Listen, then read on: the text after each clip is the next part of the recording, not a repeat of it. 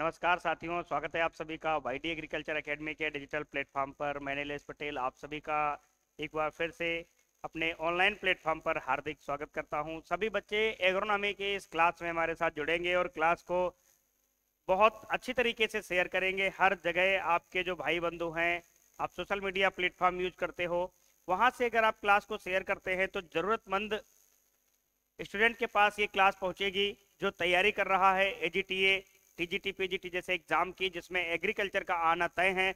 और उस एग्रीकल्चर में एग्रोनॉमी सिरमौर है सब्जेक्ट में।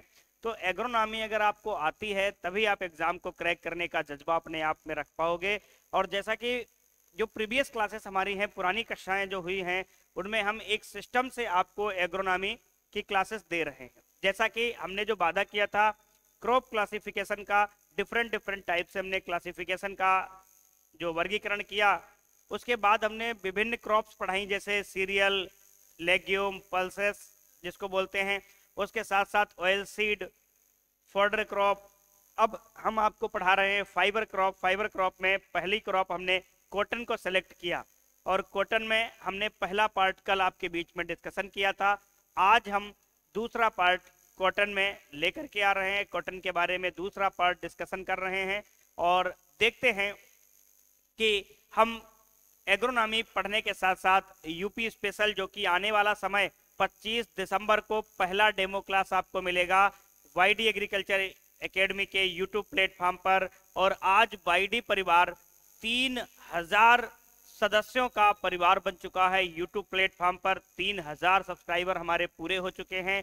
ये मुकाम वाईडी परिवार 23 सितंबर से लेकर के 11 दिसंबर की सुबह ही ये मुकाम प्राप्त कर लिया था कि 3000 सब्सक्राइबर हो गए थे। कहा जाए कि 2 महीने में आप लोगों ने जो असीम प्रेम सहयोग किया, उसके लिए बहुत बहुत आभार आप सभी का। अब हम शुरू करते हैं कपास में खेती के अगले चरण पर। तो हम बात करते हैं कपास की खेती। कपास की खेती, कल्टीवेशन ऑफ कॉटन।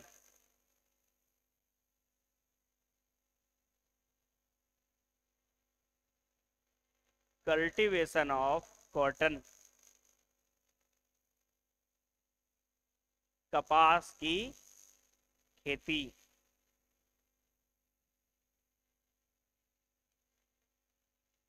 तो कपास की खेती पर जब हम कोई बात चर्चा करना चाहेंगे तो कल के क्लासेस में हमने बहुत सारे बिंदुओं पर चर्चा की थी, तो आज उसी के क्रम में हम आगे बढ़ते हैं और देखते हैं कि कपास की खेती के बारे में और क्या पढ़ सकते हैं। जैसे कल हमने बहुत सारी चीजें पढ़ी, जनरल बोटेनिकल डिस्क्रिप्शन पढ़ा हमने, सीड रेट पढ़ा, साथ ही साथ स्पेसिंग पढ़ा हमने, विभिन्न प्रकार के जो कॉटन की जो स्पेसीज थी 4 प्रकार की, उनके बारे में हम लोगों ने डिटेल से एनालिसिस किया। अब हम बात करते हैं कि मिट्टी कैसी चाहिए कॉटन के लिए। मृदा बहुत उपयोगी ये पॉइंट है कपास के लिए, मिट्टी कैसी चाहिए।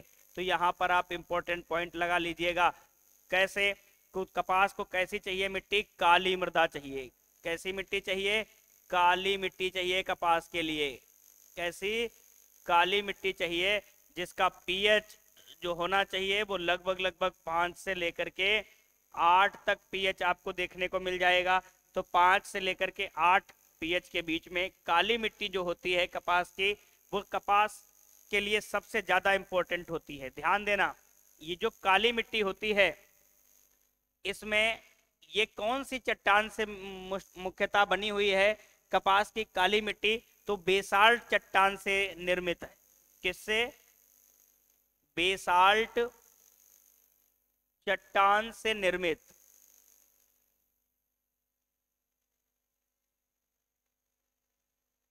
बेसाल्ट चट्टान से निर्मित है मिट्टी। खनिज की बात अगर हम करेंगे, काली मिट्टी में कौन सा खनिज पाया जाता है? तो काली मिट्टी में खनिज पाया जाता है मोंट मोरलोनाइट। मोंट मोरिलोनाइट। मोंट मोरिलोनाइट खनिज के कारण फूलने व सिकुड़ने की क्षमता, फूलने व सिकुड़ने की क्षमता, फूलने व सिकुड़ने की क्षमता पाई जाती है, स्वेलिंग एंड श्रिंकेज। तो फूलने व सिकुड़ने की क्षमता के कारण ही इसको सेल्फ फ्लोइंग सॉइल बोलते हैं।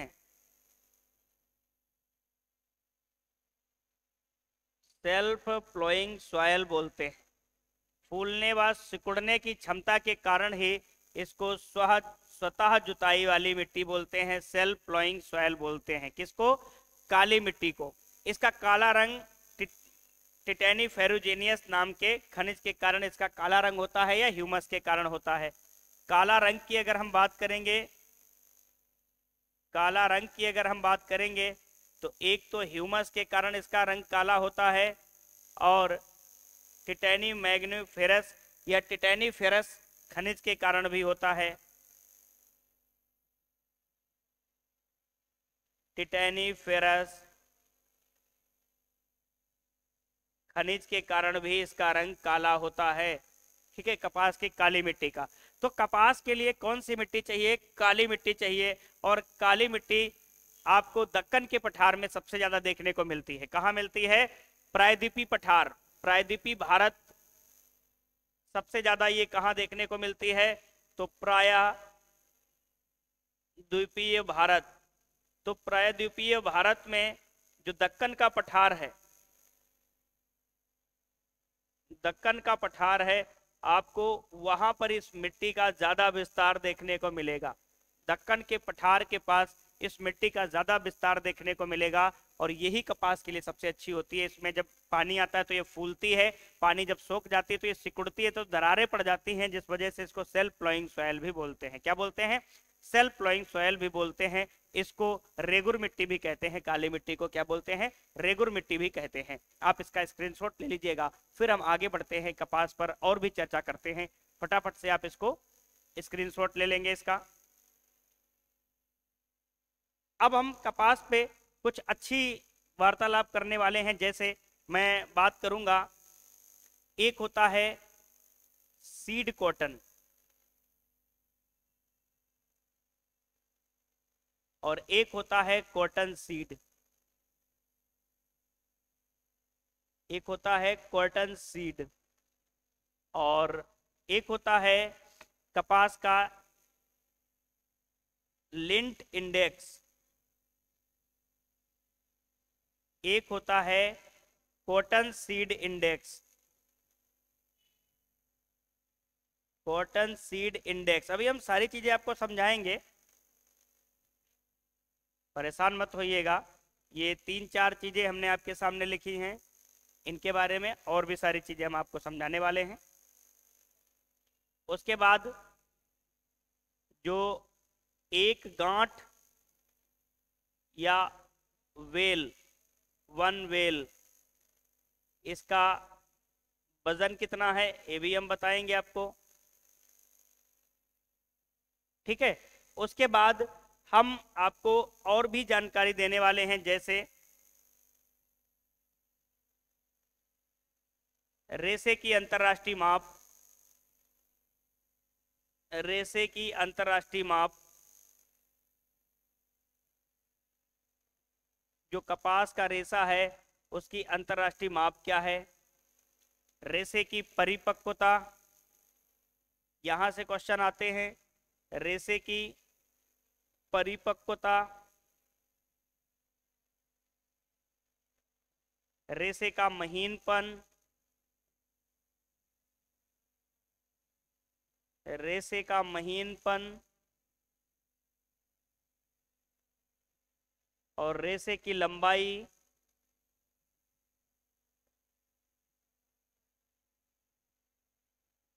रेशे की लंबाई। इन सारे प्रश्नों का जवाब एक एक करके हम आपको देते हैं।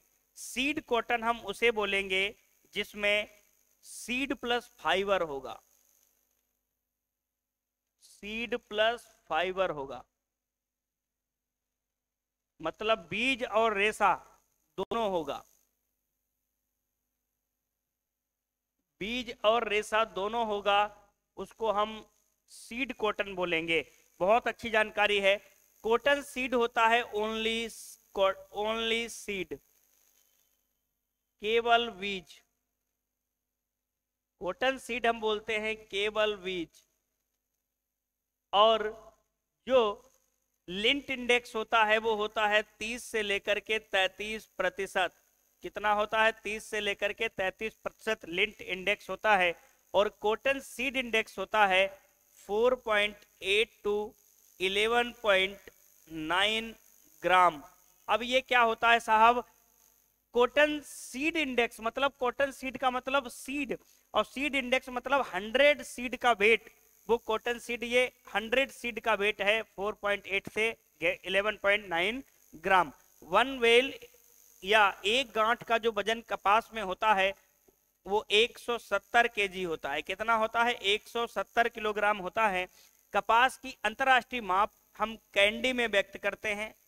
कैंडी में हम व्यक्त करते हैं कपास की अंतर्राष्ट्रीय माप। कपास के रेशे की परिपक्वता हम एरिलोमीटर से मापते हैं। किससे मापते हैं? एरिलोमीटर से हम रेशे की परिपक्वता को मापते हैं। रेशे का महीनपन हम माइक्रोनायर से ज्ञात करते हैं। माइक्रोनायर से ज्ञात करते हैं। ध्यान देना, कभी कभी एग्जामिनर क्वेश्चन पूछता है ऑप्शन में, महीनपन में भी एरिलोमीटर सही कर देता है या परिपक्वता में भी माइक्रोनायर सही कर देता है, ताकि कोई दूसरे ऑप्शन नहीं मिलते हैं तो फिर मजबूरी में हम इनको सही करते हैं। बाकी एग्जैक्ट इनकी जो स्थिति क्या है, परिपक्वता मापेगा एरिलोमीटर और महीनपन मापेगा माइक्रोनायर। और रेशे की लंबाई फाइब्रोग्राफ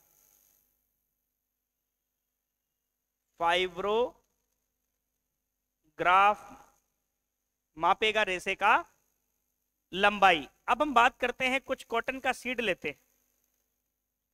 जैसे ये कॉटन का सीड है,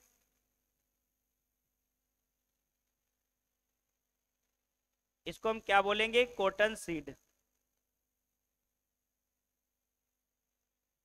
कॉटन सीड। अब एक और हम सीड लेंगे,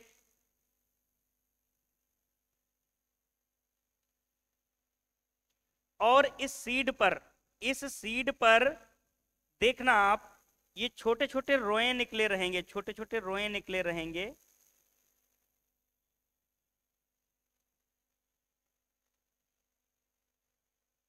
ये छोटे रोए होते हैं, छोटे रेशे, जिसको हम क्या बोलते हैं? फज बोलते हैं। फज बोलते हैं। ठीक है, क्या बोलते हैं? फज बोलते हैं। ये आर्थिक दृष्टि से उपयोगी नहीं है। आर्थिक उपयोग नहीं होता इनका कोई भी, आर्थिक उपयोग नहीं होता है, आर्थिक उपयोगी नहीं है। इनका कोई भी आर्थिक उपयोग नहीं होता है। किनका? फज। फज जो होते हैं इनका कोई भी आर्थिक उपयोग नहीं होता है।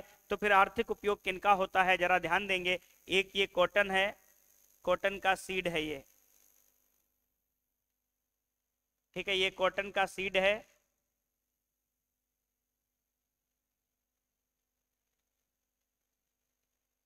इसको हम सीड कॉटन बोलेंगे। इसको क्या बोलेंगे? सीड कॉटन बोलेंगे। क्यों? क्योंकि बीज के साथ इसमें रेशे भी लगे हुए हैं। अब हम बात करेंगे यहां पर, ये जो कॉटन का सीड है, इसके ऊपर बड़े बड़े ये रेशे लगे हुए हैं, बड़े बड़े रेशे लगे हुए हैं, बड़े बड़े रेशे लगे हुए हैं इस प्रकार से।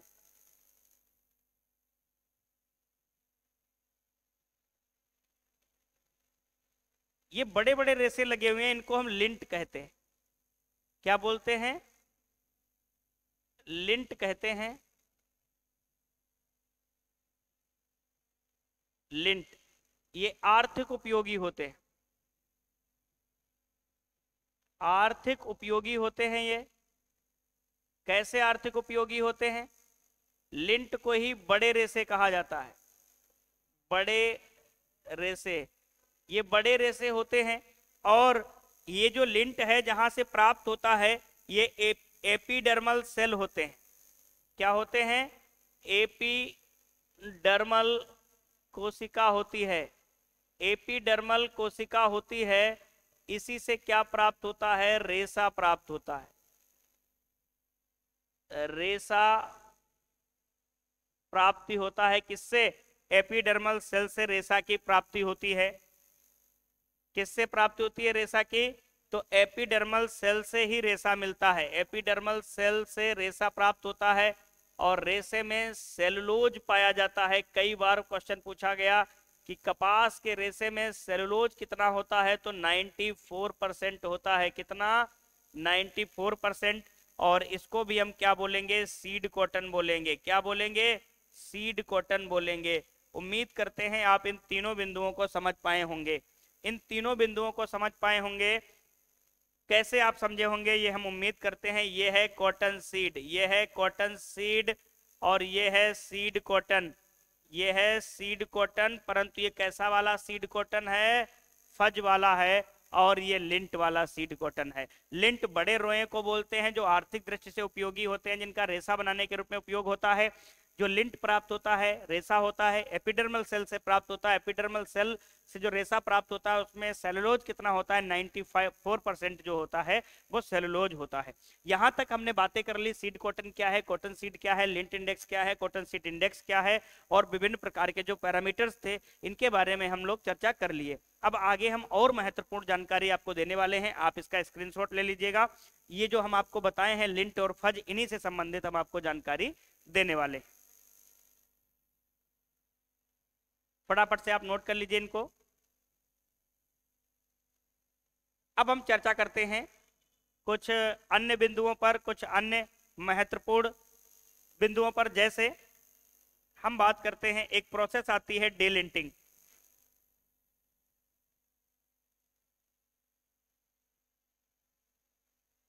इसी को हम डीफजिंग भी कहते हैं।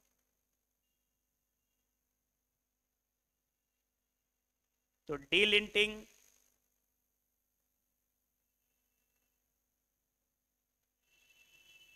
या डीफजिंग,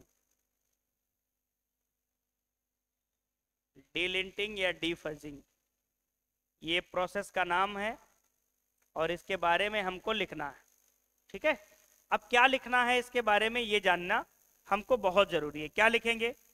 कपास के बीज के ऊपर से लिखिए, कपास के बीज के ऊपर से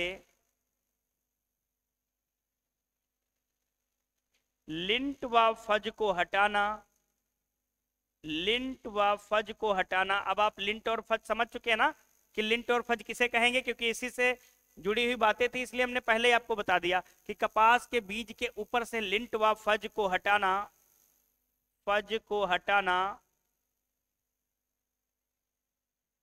डीलिंटिंग, डीलिंटिंग या डीफजिंग कहलाता है, या डीफजिंग कहलाता है। आई बात समझ में कि डीलिंटिंग और डीफजिंग क्या होता है? आप लोग बस डीलिंटिंग डीफजिंग के बारे में जो भी जानकारी रख रहे थे, आज हम उससे आपको कहीं ज्यादा जानकारी देने वाले। ठीक है, ताकि आपका कभी भी क्वेश्चन आए गलत ना हो। तो डीलिंटिंग और डीफजिंग ये हम लोग बात कर लिए। क्यों करते हैं डीलिंटिंग? आवश्यक क्यों या आवश्यकता क्यों? आवश्यकता क्यों पड़ी? आवश्यकता क्यों पड़ी? किसकी? डीलिंटिंग की आवश्यकता क्यों पड़ी? तो दो बिंदु लिखते हैं। बीज की बुवाई करने में आसानी, बीज की बुवाई करने में आसानी, बुवाई करने में आसानी। कैसे? अगर बीज में रोए रहेंगे तो आपस में बीज चिपकेंगे तो उनको अलग अलग करके बोना थोड़ा डिफिकल्ट हो जाएगा।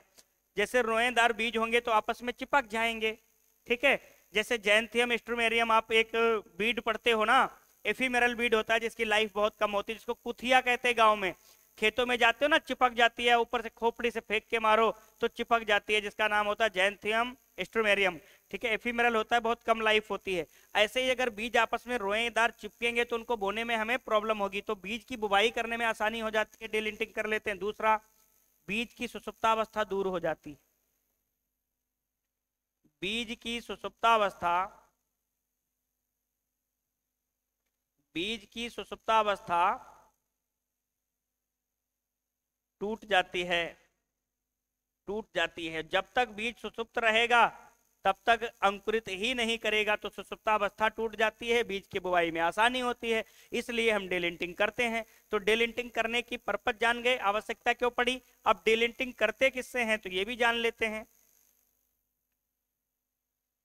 तो हम प्रयोग करेंगे, क्या प्रयोग करते हैं विधि, तो हम बात करेंगे पानी, गोबर, मिट्टी व वालू में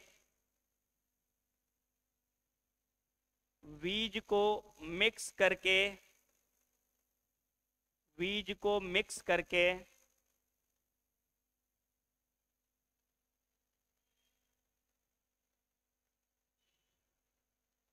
रगड़कर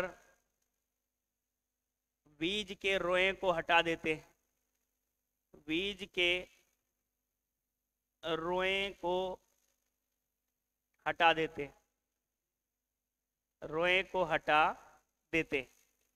ये तो हो गई देसी विधियां जो गांव के किसान बहुत पहले समय में उपयोग करते थे। पानी में बीज को डाला, गोबर में मिक्स कर दिया, मिट्टी में मिक्स कर दिया, बालू में बीज को मिक्स कर दिया और रगड़ दिया इस प्रकार से, तो उसके रोए चले गए। ये तो पुरानी विधि हो गई। तो फिर नई विधि साहब सरकार क्या आएगी, तो नई विधि आएगी रसायन,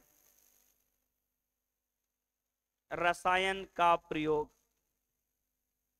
अब कौन सा रसायन प्रयोग करेंगे, तो जरा हम बात करेंगे रसायन के प्रयोग पर। जब चर्चा करेंगे तो सल्फ्यूरिक अम्ल,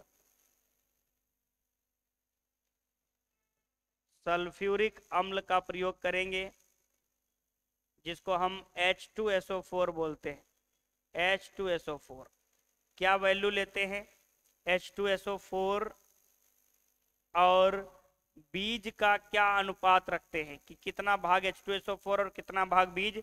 तो 1 भाग H2SO4 और 10 भाग जो बीज का होता है, वो उपयुक्त रेशियो हम लोग लेते हैं। और ये बात आप याद रखोगे, कई बार पेपर में आता है कि H2SO4 और बीज का रेशियो कितना रखते हैं, 1:10। मतलब 1 किलो अगर H2SO4 तो 10 किलो बीज रहेगा, 100 ग्राम अगर H2SO4 तो 1 किलो बीज रहेगा। ठीक, ध्यान रखना। सल्फ्यूरिक अम्ल जो लेते हैं, इसकी जो मात्रा प्रयोग करते हैं हम लोग, सल्फ्यूरिक अम्ल की जो मात्रा प्रयोग करते हैं @75 to 100 cc प्रति केजी ऑफ सीड, प्रति केजी ऑफ सीड। मतलब 1 किलोग्राम बीज के लिए 75 से 100 सीसी H2SO4 की आवश्यकता पड़ती है।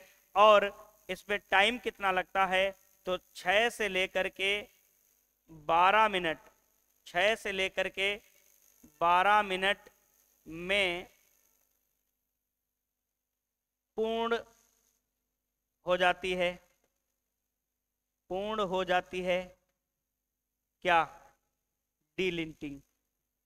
जो डीलिंटिंग है वो 6 से लेकर के 12 मिनट में पूर्ण हो जाती है H2SO4 के द्वारा जब हम क्रिया करते हैं। तो जानकारी कैसी लगी आपको डीलिंटिंग डिफजिंग की, आप इसको नोट कर लेना।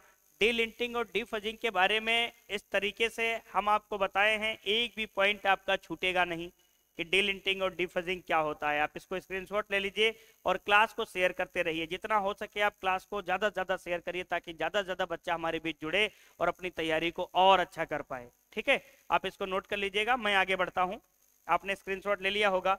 हमने डिफजिंग और डीलिंटिंग के बारे में चर्चा कर ली, सारी बातें हम लोगों ने जान ली, हमने बुवाई का समय वगैरह सारी चीज़ों को चर्चा किया। अब हम बात करेंगे वैरायटी के ऊपर, प्रजातियों के ऊपर चर्चा करेंगे।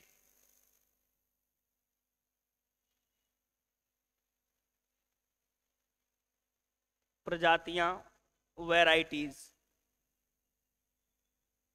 उसके बाद वैरायटीज के बाद इसमें डिजीज और पेस्ट बचा रहेगा, उसको हम लोग चर्चा में लाएंगे। प्रजातियों में सबसे पहला बिंदु हम लेते हैं फर्स्ट हाइब्रिड। बहुत इंपॉर्टेंट प्रजातियां हैं, ये मान के चलना कि यहां से क्वेश्चन आएगा ही आएगा आपके पेपर में। तो पहली संकर, फर्स्ट हाइब्रिड, फर्स्ट संकर वैरायटी की अगर हम बात करेंगे तो H4 ब्रैकेट में लिखेंगे इंटर स्पेसिफिक। कैसी है? इंटर स्पेसिफिक वैरायटी है। 1970 में सीटी पटेल द्वारा गुजरात एग्रीकल्चर यूनिवर्सिटी में विकसित। तो सीटी पटेल साहब ने गुजरात एग्रीकल्चर यूनिवर्सिटी में सबसे पहले 1970 में H4 कॉटन की फर्स्ट हाइब्रिड इन्होंने डेवलप की, जो कि इंटर स्पेसिफिक वैरायटी है। अगर क्वेश्चन पूछा जाए कैसी है तो इंटर स्पेसिफिक वैरायटी है। ठीक है, आगे हम बात करते हैं उत्परिवर्तित। क्या हम बात करते हैं? उत्परिवर्तित कि कौन कौन सी वैरायटी उत्परिवर्तित है। तो उत्परिवर्तित वैरायटी के बारे में हम जानते हैं कॉटन की। तो एक है MCU7 और दूसरी है MCU10। ये कैसी हैं? उत्परिवर्तित वैरायटी है कॉटन की, हमने देख लिया। उसके बाद संकर प्रजातियां कुछ हैं जिनके बारे में हम चर्चा करते हैं। संकर प्रजातियां, संकर जैसे H4, H777, वारालक्ष्मी और धनलक्ष्मी।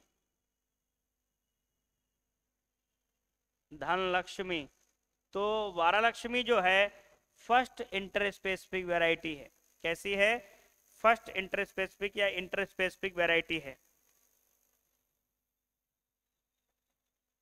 इंटर स्पेसिफिक वैरायटी है। इंटर स्पेसिफिक वैरायटी है कौन सी? वारालक्ष्मी। ठीक है, आगे हम बात करते हैं कॉटन की देसी वैरायटी कौन कौन सी है।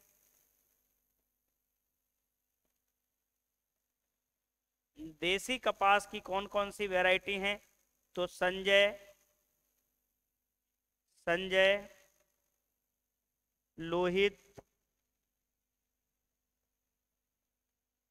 श्यामली, ये कैसी हैं? देसी कपास की वैरायटी है। संजय, लोहित और श्यामली।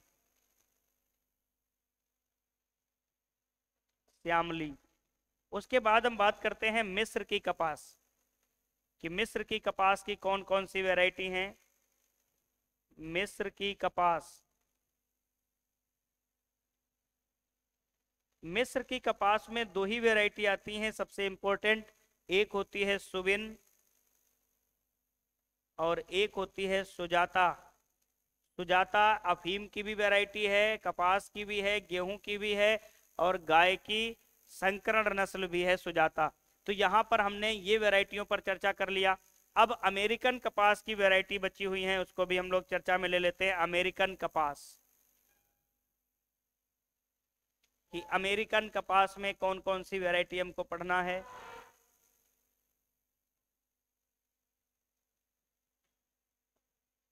अमेरिकन कपास की वैरायटी हम लोग देख लेते हैं। एक तो है विकास, एक है प्रमुख, एक है मरु विकास, एक है बीकानेरी नरमा,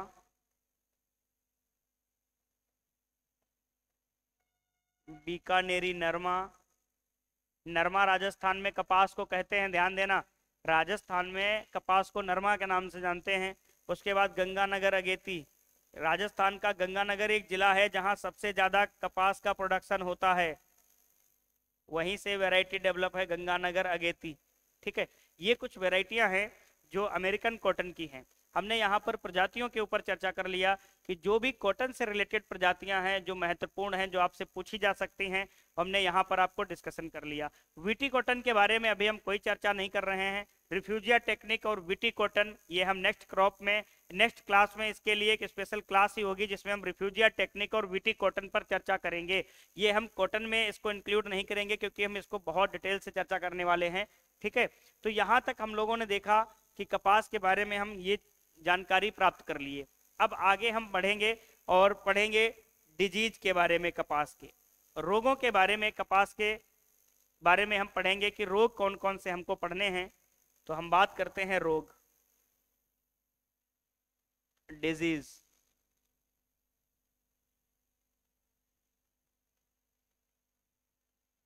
डिजीज में सबसे पहली हम बात करते हैं, आता है फ्यूजेरियम विल्ट।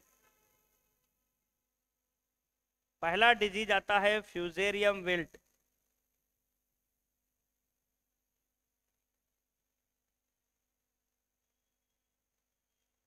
कौन सा आता है? फ्यूजेरियम विल्ट आता है। Wilt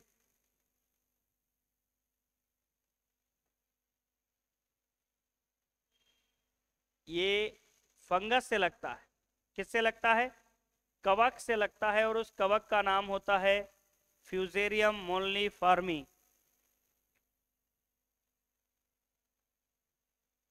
fusarium मोल्लीफार्मी।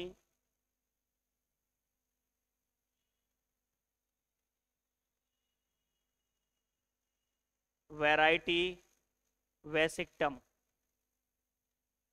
इसकी एक वैरायटी होती है वेसिक्टम। वेसिक्टम ये वैरायटी का नाम होता है जिससे फ्यूजेरियम विल्ट होता है। दूसरा जो रोग लगता है इसमें वो होता है छोटी पत्ती रोग। छोटी पत्ती विकार। छोटी पत्ती विकार के बारे में अगर हम पढ़ते हैं तो ये होता है जस्ता या जिंक की कमी। जस्ता या जिंक की कमी से, अगर जस्ता या जिंक की कमी हो जाएगी तो कपास की जो पत्तियां होती हैं वो छोटी छोटी होने लगेंगी। तीसरा जो रोग हम लोग पढ़ते हैं इसमें, जिसको बोलते हैं हम इपिनेस्टी या क्रिंकल लीफ। क्रिंकल लीफ, पत्तियां क्रिंकल टाइप की होने लगेंगी, गोल गोल घूमने लगेंगी। तो क्रिंकल लीफ होता है मैग्नीज की अधिकता से। मैग्नीज की अधिकता से, अगर मैग्नीज ज़्यादा हो गया है तो कपास की पत्तियों में क्रिंकल लीफ हो जाएगा, मैग्नीज की अधिकता से। चौथा है इपिनेस्टी। इपिनेस्टी या फिंगर टोए बोलते हैं इपिनेस्टी विकार। इपिनेस्टी विकार कब हो जाता है? जब 2,4-D का ज़्यादा उपयोग कर लें। 2,4-D के ज़्यादा उपयोग से या 2,4-D के अधिक उपयोग से इपिनेस्टी हो जाता है। अधिक उपयोग से, अगर हम बात करें खेत में 2,4-D ज़्यादा उपयोग कर रहे हैं तो कौन से विकार हमको देखने को मिलेंगे? इपिनेस्टी जैसे विकार देखने को मिलेंगे। कुछ चीज़ें ऐसी हैं जो डिजीज से संबंधित नहीं है परंतु डिजीज जैसा प्रभाव हमको देखने को मिलता है। जैसे सबसे पहला पॉइंट आता है तिरक। डिजीज नहीं है परंतु डिजीज जैसा देखने को मिलता है। क्या होता है? तो लिखेंगे टैनिन की अधिकता के कारण, टैनिन की अधिकता के कारण, टैनिन की अधिकता के कारण कपास के गूलर, कपास के गूलर सही ढंग से नहीं खुल पाते हैं। सही ढंग से नहीं खुल पाते हैं।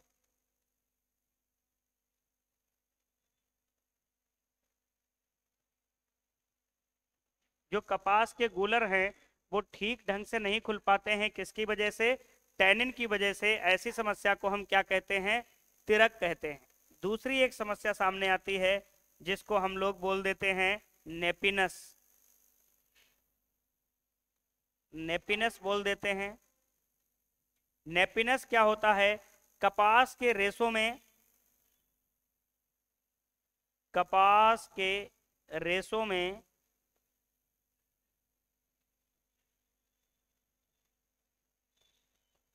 गांठें पड़ जाती हैं या गांठें पड़ जाने के कारण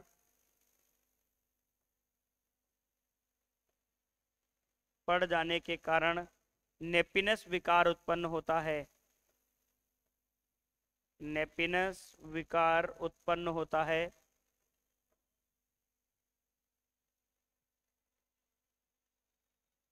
अब इससे नेपिनस से क्या होता है? रेशे की गुणवत्ता कम हो जाती है। क्या होती है? रेशे की गुणवत्ता कम हो जाती है। रेशो, कपास के रेशों में जब गांठें पड़ जाएंगी तो रेशे की गुणवत्ता में प्रभाव आएगा। जो रेशे की गुणवत्ता कम हो जाती है, क्वालिटी उसकी क्या होती है? रिड्यूस हो जाती है। रेशे की गुणवत्ता कम हो जाती है अगर ऐसी समस्या हो गई तो। अब कपास के पुष्प का पहली बार खुलना क्या कहलाता है? स्क्वायर कहलाता है। तो इसमें लिख सकते हैं, कपास के पुष्प का पहली बार खुलना, कपास के गूलर का पहली बार खुलना, गूलर या कपास के पुष्प या गूलर का पहली बार खुलना, पहली बार खुलना कहलाता है। जो कपास होता है या उसका गूलर होता है, अगर वो पहली बार खुल रहा है तो क्या कहलाता है? स्क्वायर कहलाता है।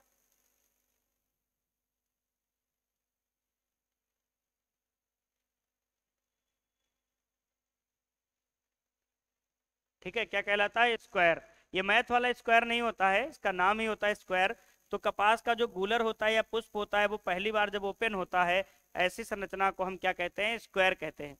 तो यहाँ पर हमने रोगों से संबंधित चर्चा कर ली। जो कपास में रोग लगते हैं, इनके बारे में हम लोगों ने जानकारी ले ली। अभी एक महत्वपूर्ण रोग है जो 5वें नंबर का है, उसके बारे में हम लोग नहीं जाने हैं, उसके बारे में भी जान लेते हैं, उससे ज्यादातर क्वेश्चन आते हैं। तो 5वें नंबर का जो रोग हम लिखते हैं, जीवाणु झुलसा।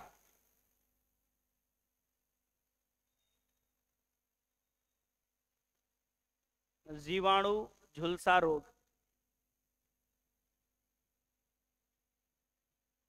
अब यहां से क्वेश्चन क्यों ज्यादा आते हैं? क्योंकि इसके नाम अलग अलग होते हैं, इनके सिम्टम अलग अलग होते हैं। इसके अन्य नाम के ऊपर बहुत से क्वेश्चन बने हुए हैं कि इसके अन्य नाम क्या हैं। ये कपास के पूरे प्लांट पर इसके सिम्टम दिखते हैं।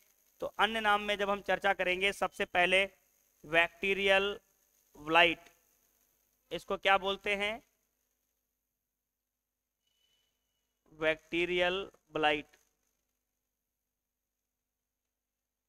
दूसरा, angular leaf spot.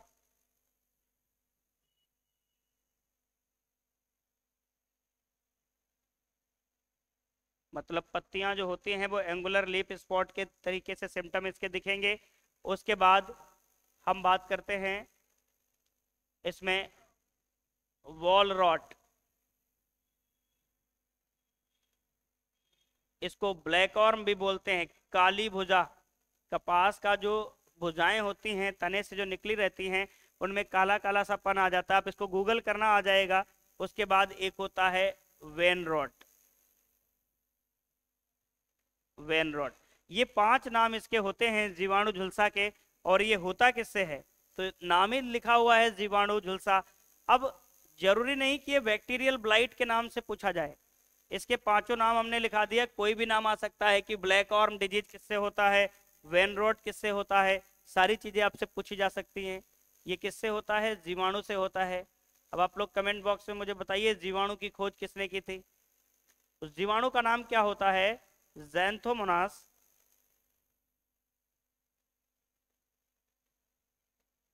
Xanthomonas campestris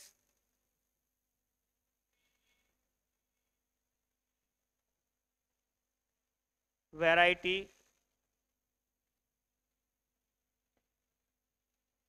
मालवेसिरम।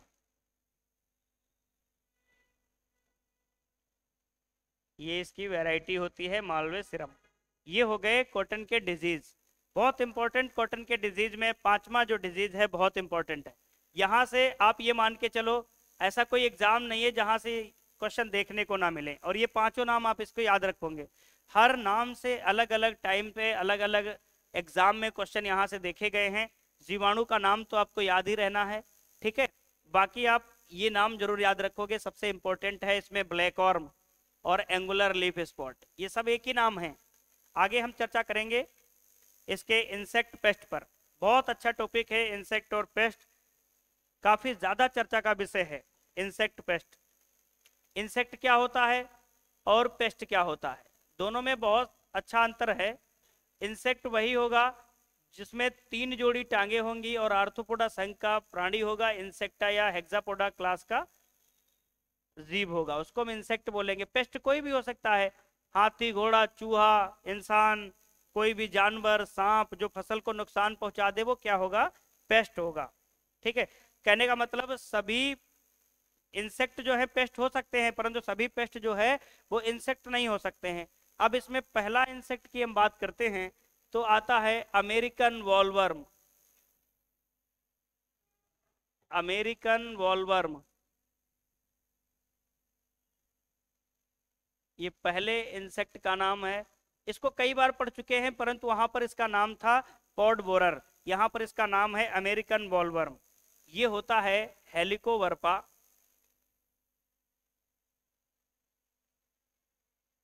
Helicoverpa आर्मिगेरा, इसका नाम होता है हेलिकोवर्पा आर्मिगेरा। और अगर हम बात करें, कई बार एंटोमोलॉजी से क्वेश्चन आता है तो इसके गण से क्वेश्चन आ जाता है। तो बॉलवर्म है तो कौन से गण में आएगा, लेपिडोप्टेरा में आएगा, लेपिडोप्टेरा में आएगा। और अगर इसकी फैमिली पूछ लिया जाए, इसका परिवार पूछ लिया जाए, इसका कुल पूछ लिया जाए तो नॉक्ट्यूडी, नॉक्ट्यूडी परिवार का ये प्राणी होता है। अब बात कर लें, अगर हमारे कॉटन में लग चुका है तो इसका नियंत्रण क्या है, तो इसके नियंत्रण के लिए एक तो हम प्रयोग करेंगे gossyplure pheromone trap, gossyplure pheromone trap, pheromone trap. इसमें क्या होता है, फीमेल सेक्स हार्मोन का प्रयोग होता है। दूसरा हम प्रयोग करते हैं एनपीवी। एनपीवी क्या होता है, न्यूक्लियर पॉलीहाइड्रोसिस वायरस, न्यूक्लियर, ये ग्राम में हम लोग पढ़ाए थे, polyhedrosis virus, nuclear polyhedrosis virus. ये क्या होता है, ऐसा वायरस जिसका प्रयोग हम कीटों को मारने के लिए करते हैं। जब कोई जीवित एंटिटी का प्रयोग जीवित चीज को ही मारने के लिए किया जाता है तो बायो एजेंट में आता है। तो ये जो एनपीवी होता है एक बायो एजेंट होता है, जबकि गॉसिप्लूर फेरामोन ट्रैप क्या होता है, एक फिजिकल ट्रीटमेंट होता है। तो हमने अमेरिकन वॉलवर्म की बात कर ली। दूसरा हम बात करते हैं पिंक वॉलवर्म, गुलाबी कीट, गुलाबी कीट जिसको हम अंग्रेजी में बोलते हैं पिंक वॉलवर्म। ये बड़ा खतरनाक होता है पिंक वॉलवर्म। नाम से तो दिख रहा है गुलाबी, मतलब सीधा सिंपल लग रहा होगा, परंतु बड़ा खतरनाक होता है। कैसे, इसके बारे में जानते हैं हम लोग। इसका नाम होता है पैक्टिनोफोरा गॉसिपिल्ला, पैक्टिनोफोरा गॉसिपिल्ला।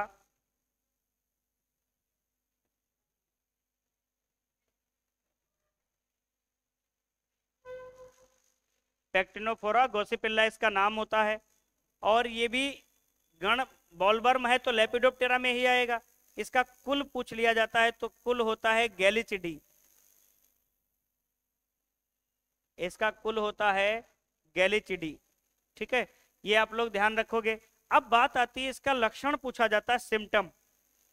सिम्टम क्या होते हैं, जैसे ये कपास के पास आया और कपास के गूलर में इसने छेद किया, गूलर में ये छेद करता है और गूलर के अंदर बैठ जाता है, जहां से ये छेद करता है उस छेद को अंदर से बंद कर देता है, ताकि किसान ये भी ना जान पाए कि हमारे गूलर के अंदर कीट बैठा हुआ है। इतना शातिर होता है कि जिस छेद से अंदर जाता है उस छेद को अंदर से ही बंद कर देता है, और अंदर अंदर ही क्या करता है, उसके गूलर वाले पार्ट को खाता रहता है, और जो स्क्रीटा निकालता है उस स्क्रीटा से गूलर के जो बीज होते हैं वो आपस में चिपक जाते हैं। जब बीज आपस में चिपक जाएंगे तो डबल सीड फॉर्मेशन होगा।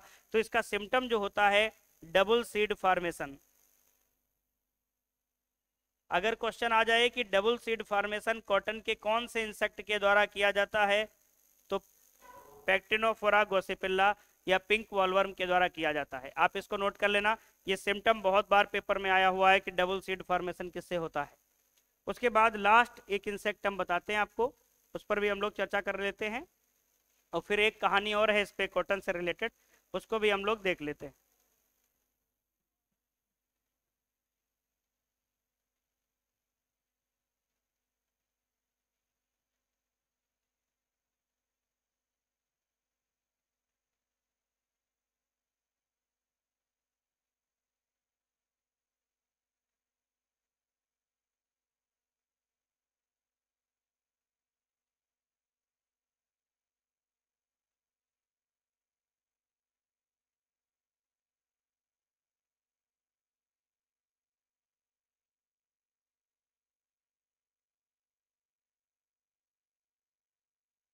चलिए आगे हम लोग देखते हैं। इसमें तीसरा जो लास्ट इंसेक्ट आता है जिसका नाम होता है स्पॉटेड बॉलवर्म। इसके ऊपर चितकबरे इसका शरीर होता है, स्पॉटेड पड़ा रहता है।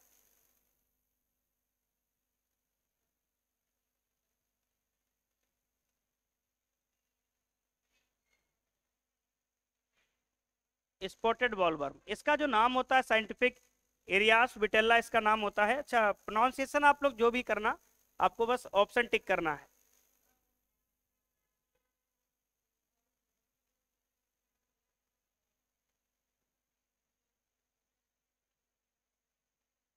विटेल्ला, ये इसका नाम होता है। ऑर्डर वही होगा, इसका भी कुल होता है नॉक्ट्यूडी। कुल की अगर हम बात करेंगे तो नॉक्ट्यूडी होता है। अब इसका भी एक सिम्टम पूछा जाता है कि इसका सिम्टम क्या होता है। ये जब कॉटन में लगता है तो ये लक्षण देता है फ्लेयर्ड स्क्वायर। क्या होता है? Flared square. मतलब जो गूलर होता है कॉटन को, उसको एकदम छिन्न भिन्न कर देता है, ऐसा लगेगा फटा हुआ गूलर, इधर उधर उसकी पंखुड़ियां फटी हुई नजर आएंगी। तो इसको बोलते हैं फ्लेयर्ड स्क्वायर टाइप का ये सिम्टम देता है। अच्छा ये सिम्टम कब पूछे जाएंगे? जब एग्जामिनर जो आपका होगा बहुत होशियार होगा। कहने का मतलब वो एग्जाम के लेवल को जब परखेगा तब ऐसे प्रश्न आएंगे। हालांकि आपका जो लेवल है वो उतना ज़्यादा डीप नहीं है, ग्रेजुएट लेवल का एग्जाम है, परंतु फिर भी 2018 की अगर हम तुलना करें पेपर की, तो 2018 का पेपर बहुत अच्छा आया था, परंतु आपको सरल लगेगा। क्यों? क्योंकि पेपर होने के पता नहीं हजारों बार आपने वो पेपर देखा होगा, इसलिए आपको सरल लगता है। आप वाला जब आप आएंगे तो वो कठिन लगेगा, और आपके जो जूनियर आएंगे उनको वो पेपर आसान लगेगा। जो भूतकाल की चीज़ें होती हैं वो हमको बहुत आसान लगती हैं। कोई भी चीज़ें हों, हमारे द्वारा किए गए बहुत महान कार्य भी वो हमको आसान लगने लगते हैं भूतकाल के। तो हमने देखा कि कीटों के बारे में जानकारी ले ली। अब हम बात करते हैं कपास का जो प्लांट होता है कॉटन का।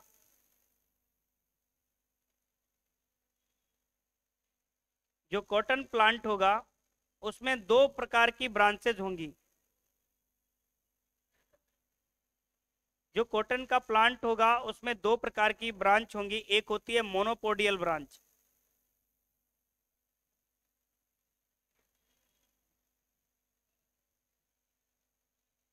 एक होगी मोनोपोडियल ब्रांच और एक होगी सिम्पोडियल ब्रांच।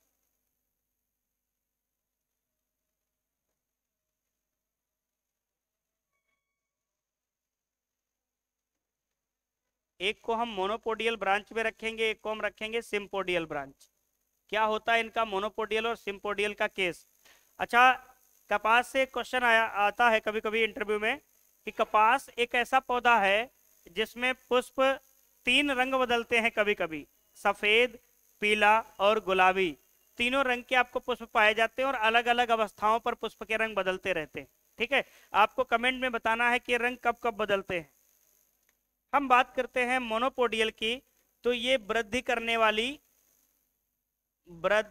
वाली शाखाएं होती हैं, वृद्धि करने वाली शाखाएं होती हैं। मतलब इनसे केवल प्लांट की ग्रोथ होगी, मतलब वेजिटेटिव ब्रांच होंगी ये।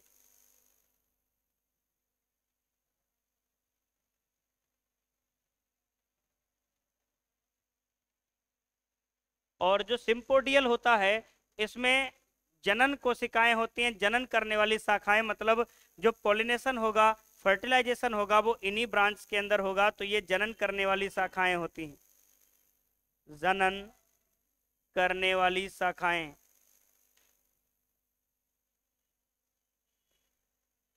जनन करने वाली शाखाएं होती हैं, जिनको हम बोलते हैं रिप्रोडक्टिव ब्रांचेस।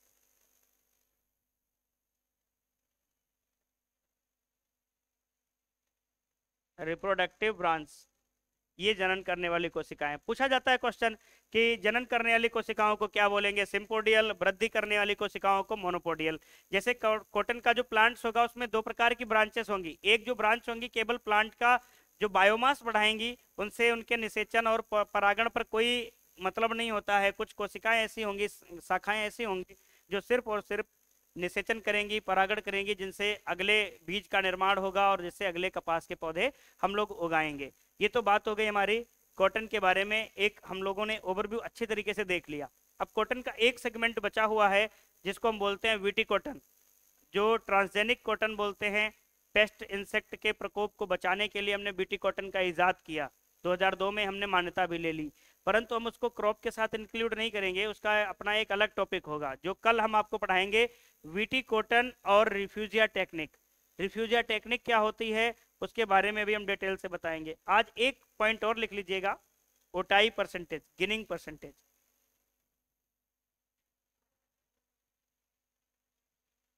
ओटाई प्रतिशत,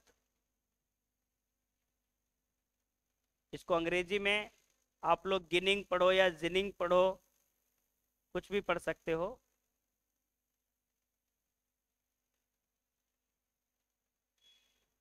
गिनिंग परसेंटेज क्या होता है, ओटाई परसेंटेज या गिनिंग परसेंटेज? तो फॉर्मूला लिख लेते हैं, उसी से डेफिनेशन निकाल देंगे। Weight of lint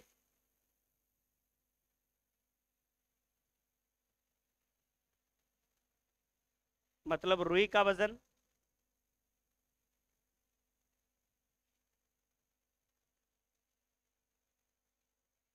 weight of seed cotton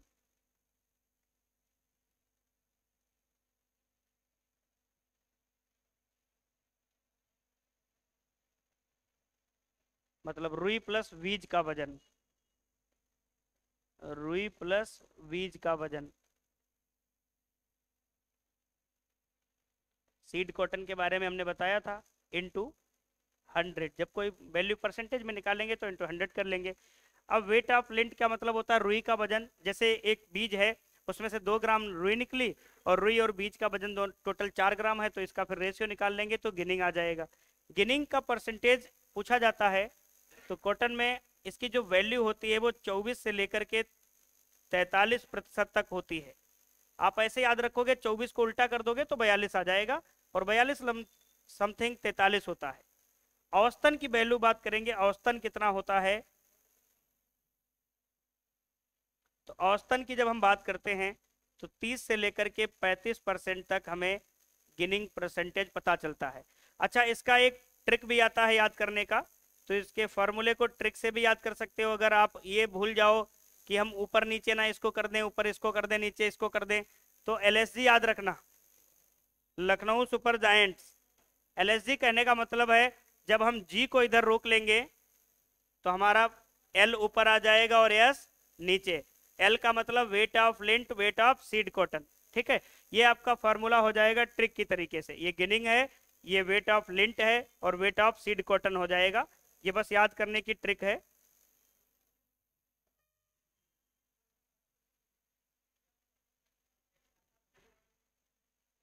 LSG इसका मतलब होता है गिनिंग, ये सीड कॉटन, और ये लिंट, ये लिख लीजिएगा। कल हम लोग पढ़ाएंगे, तो कल का जो टॉपिक होगा थोड़ा ब्रीडिंग को लेकर होगा, टफ होगा। कहने का मतलब उसको समझने के लिए आप फ्रेश मोड में बैठना, तभी समझ पाओगे। नहीं तो एग्रीकल्चर का 90% बच्चा, उसको धुआं नहीं लगता है कहाँ से आग जल गई और कहाँ धुआं निकल गया। तो वो टॉपिक इसीलिए हम अलग रखे हैं, क्योंकि 1 घंटा पढ़ने के बाद वो तुम्हारे में क्षमता नहीं बचेगी कि उसको समझ पाओ। ठीक है।